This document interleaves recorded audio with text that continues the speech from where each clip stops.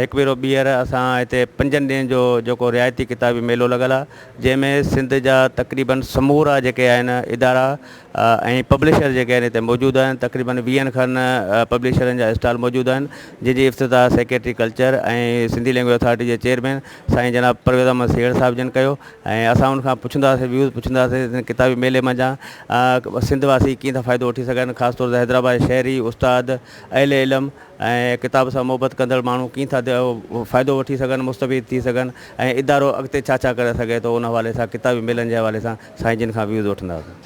मुंहिंजे ख़्याल में जेतिरा बि मेन पब्लिकेशन वारा आहिनि उन्हनि पंहिंजा हिते स्टॉल आहिनि, पंहिंजा किताब जेके आहिनि नुमाइश में रखिया आहिनि।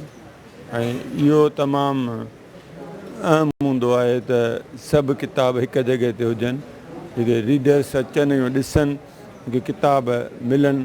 ऐं मुंहिंजे ख़्याल में जेकॾहिं कंहिं बि बुक स्टॉल ते वञिबो त एतिरा किताब न हूंदा मौजूदु, जेकॾहिं हूंदा त कंहिंखे ॾिसण में थोरी ॾुखियाई हूंदी। ही तमामु हिमत अफ़ज़ा ऐं हौसले वारो कमु आहे जेको सिंधी लैंग्वेज अथॉरिटीअ जे माण्हुनि कयो आहे। त छाकाणि जेतिरा बि किताब छपाईंदड़ इदारा आहिनि उहे सभु हिते मौजूदु आहिनि। वॾो अहम कमु इहो कयो अथनि त जेको किताबनि जी अधु ते माना 50% रिआयत ते जेको किताब मिले थो, आम तौर ते को बि किताब एतिरे में नथो मिले। ऐं जेतिरा बि किताब तक़रीबन जेके बि अॼु ताईं छपिया विया आहिनि, कुझु थी सघे थो न हुजनि, उहे सभु हिते मौजूदु आहिनि। ऐं रीडरुनि मां इन करे फ़ाइदो वठी सघनि था त मुख़्तलिफ़ मौज़ुअनि ते मुख़्तलिफ़ अदीबनि जा, मुख़्तलिफ़ शाइरनि जा बुक्स हिते मौजूदु आहिनि, मुख़्तलिफ़ माण्हुनि जा लिखियल किताबे मौजूदु आहिनि। ऐं कुझु जेके रिसर्च थियूं आहिनि उन्हनि जा बि जेके बुक फॉर्म में किताब मौजूदु आहिनि।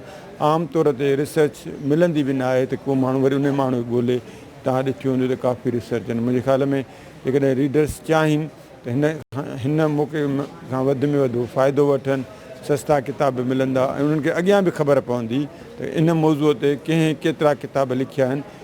जेकॾहिं कंहिं बुक स्टॉल ते माण्हू वेंदा आहिनि त माण्हू लिमिटेड अंदाज़ में रखंदा आहिनि, छो त उन्हनि जूं पंहिंजो आहे हिकिड़ा प्रेफरेंसिस हूंदा आहिनि।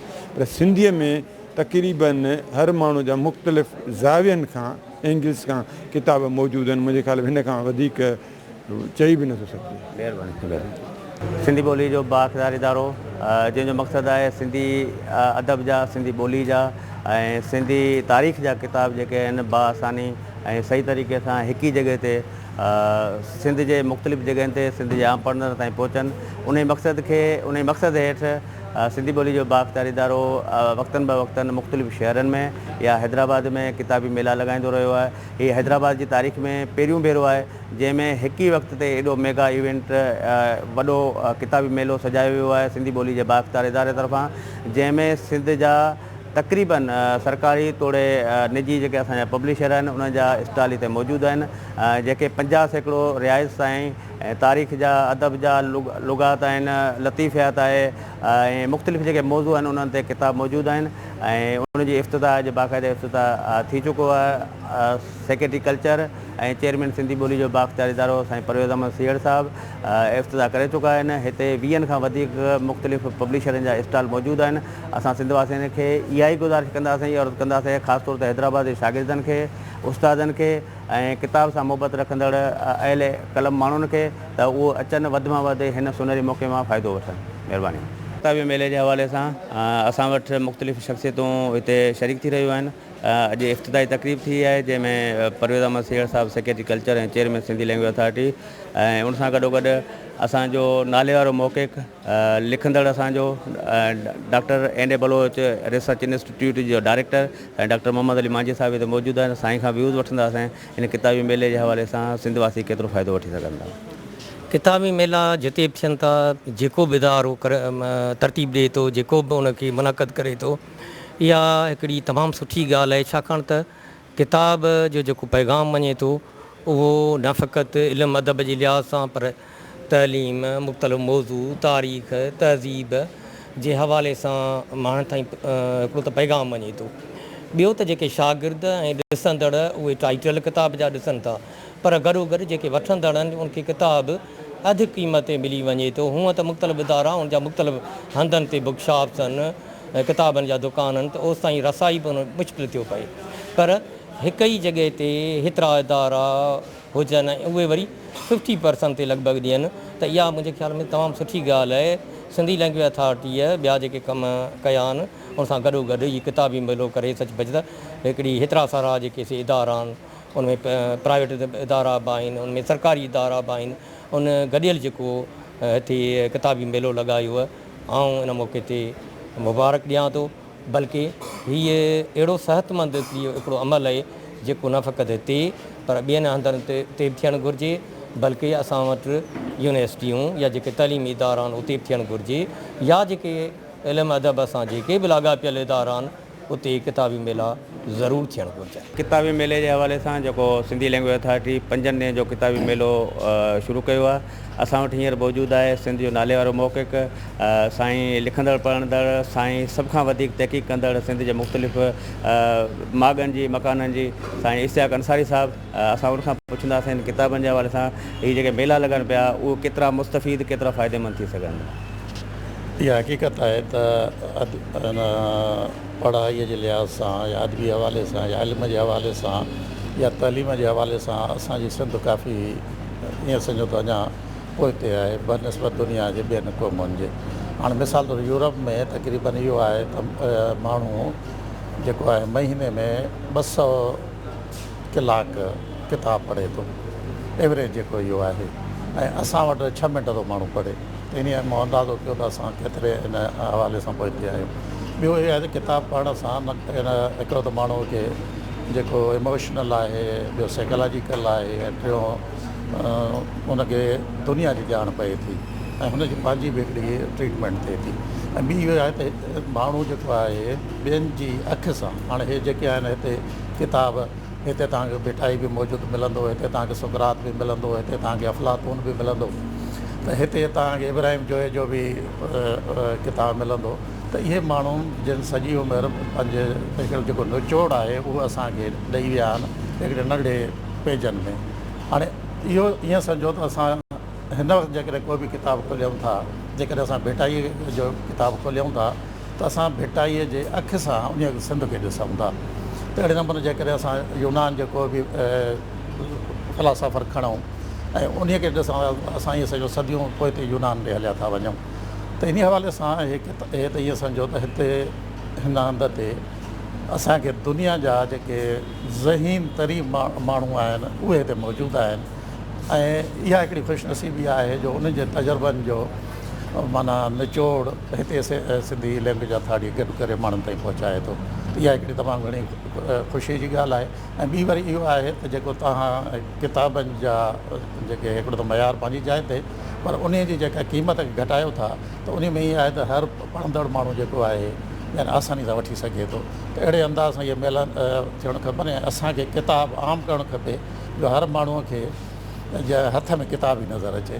मां सम्झां थी इहा तव्हांजी हिकिड़ी वॾी कोशिशि आहे ऐं मुंहिंजे तरफ़ां तव्हां सभिनी खे मुबारक। महिरबानी। सिंधी ॿोली जे बाख़्तियार इदारे पारां 5 ॾींहं जो शुरू थींदड़ किताबी मेले जी बाक़ाइदा इफ़्तिताह थी आहे। सो हिन मंझि इन किताबी मेले मंझि मुख़्तलिफ़ इलाइक़नि मां, मुख़्तलिफ़ शहरनि मां ऐं मुख़्तलिफ़ इदारा ऐं निजी पब्लिशर असां वटि हिते हाज़िर थिया आहिनि ऐं हिते सिंध वासियुनि लाइ, हैदराबाद वासियुनि लाइ जेके पंहिंजा स्टॉल लॻाए वेठा आहिनि। ऐं इन्हनि में असांजो पढ़ियल लिखियल बाक़ाइदगी सां कराची में कमु कंदड़ नौनियापो हिकिड़ो सुठो पब्लिशर आहे जेको मुख़्तलिफ़ किताब ॾींदो रहे थो ऐं उन्हनि जो साईं आया आहिनि इनाम अब्बासी साहिबु। असां उनखां पुछंदासीं त हिते तव्हांखे अचण सां कीअं थो लॻे, हैदराबाद ऐं कराची मंझि ज़ाहिर फ़र्क़ु आहे त हिते बुक स्टॉल ते अचण सां तव्हांखे कीअं थो लॻे ऐं हीअ जेके मेला आहिनि उहो केतिरो क़दुरु फ़ाइदेमंद थी सघनि था।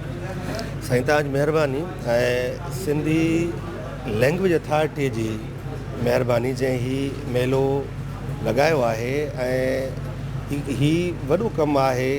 रुगो किताब छपाइणु या किताब लिखाइणु या ठाराइणु ई कारनामो न आहे, पर उन्हनि जे लाइ निकाल जो रस्तो पैदा करणु बि सरकारी इदारनि जो बि कमु आहे। ऐं हीअ जहिड़े रीति सिंधी लैंग्वेज अथॉरिटी कमु कयो आहे इन लाइ उनखे जस हुजे ऐं अहिड़ा प्रोग्राम थींदा रहनि। हर 3 महीने न त 6 महीने हे प्रोग्राम थींदा रहनि। इन सां न रुगो पब्लिशरनि खे पर पढ़ंदड़नि खे बि फ़ाइदो थींदो। जेके किताब हुननि खे दुकाननि ते 10, 15, 20% ते मिलनि था, हिते असां उन्हनि खे उहे किताब न रुगो 50% ते पर हिकिड़ी जॻह ते सिंध जे समूरनि वॾनि इदारनि जा किताब असां ॾेई सघूं था ऐं हीअ सभिनी पढ़ंदड़नि जी बि महिरबानी आहे जो उहो सुबुह जीअं असांजो हीउ मेलो शुरू थियो आहे त हू लगातार असां वटि समूरनि स्टॉलनि ते विज़िट कनि था ऐं हींअर ताईं सुठी सेल थी चुकी आहे असांखे असां वरी बि आख़िर में बि मां सिंधी लैंग्वेज अथॉरिटी जो थोरो महीनो त हुन ई कमु कयो ऐं हर 6 महीने इहो प्रोग्राम थियणु घुरिजनि। महिरबानी।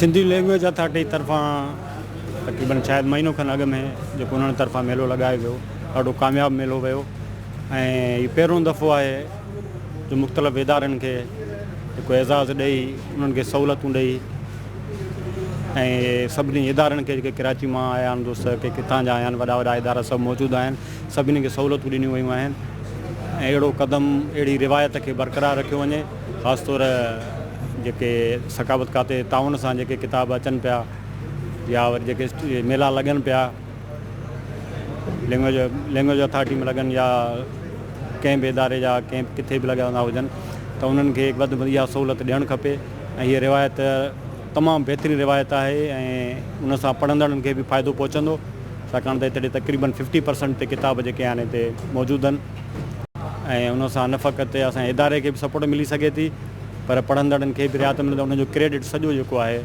उहो सिंधी लैंग्वेज अथॉरिटी ॾांहुं वञे पियो। हीउ पहिरों भेरो आहे इन रिवायत खे बरक़रार रखणु खपे हर 6 महीने या साल में इहो थियणु खपे ऐं सकावत खाते जे ताउन सां जेके मेला थियनि था HLF थिए थो या लाहौती मेलो आहे सूफ़ी मेलो आहे त उन में बि इहा सहूलियत ॾिनी वञे इदारनि खे त वधि में वधि जेके आहिनि पब्लिशर जेके आहिनि उन में हिसो वठंदा ऐं तमामु उनजो मुसबत जेको आहे नतीजो साम्हूं ईंदो। हिन किताबी मेले मंझि जेको हैदराबाद में 5 ॾींहं जो लॻी रहियो आहे सिंधी ॿोली जे बाख़्तार इदारे तरफ़ां हिन में अहले इल्म किताब सां मुहबत रखंदड़ उस्ताद शागिर्द ऐं मुख़्तलिफ़ फ़िक्र जा जेके माण्हू नौजवान आयल आहिनि ऐं असां उन्हनि खां बि पुछंदासीं हीअ असांजो हिकिड़ो दोस्त आहे जेको लॉ जो स्टूडेंट आहे इन खां पुछंदासीं त किताबी जेको मेलो लॻो आहे इन खे कीअं था ॾिसनि इन खे केतिरो फ़ाइदेमंद आहे असांजे लाइ। जी साईं वॾी महिरबानी साईं किताब तव्हांजी शुरू खां वठी हिकिड़ी आइडियोलॉजी आहे किताब तव्हांखे संवारे थो तव्हांजी ज़िंदगी संवारे थो तव्हांजी ज़िंदगी खे ॿुधाए थो मक़सदु ॾिए थो हिकिड़ो ऐं किताब साइंस जे हवाले सां तव्हांजे माइंड खे फिज़िकली बि ऐं मेंटली बि जेको आहे त तव्हांखे उनखे माना वाइट करे थो पियो त किताब पढ़णु घुरिजनि ऐं ख़ासि करे असां वटि सिंध में जिथे नौजवान असल सां इलाही परे वञी चुकिया किताब खां त उन्हनि खे वेझो आणण जो सुठो बहितरीनु प्लेटफॉर्म आहे हिकिड़ो। ऐं ॿी हिकिड़ी ॻाल्हि वेझर में हिकिड़ी रिपोर्ट हुई जंहिंजी इहा बि अॻु थी कई वई आहे त 80% जेको हिननि खे फ़ाइदो मिले थो उहो हाणे सिंध मां मिले थो त इहा तमामु हिकिड़ी सुठी ॻाल्हि आहे असांजे हिन शागिर्दनि लाइ जेके किताब सां मुहबत कंदा पिया। महिरबानी साईं।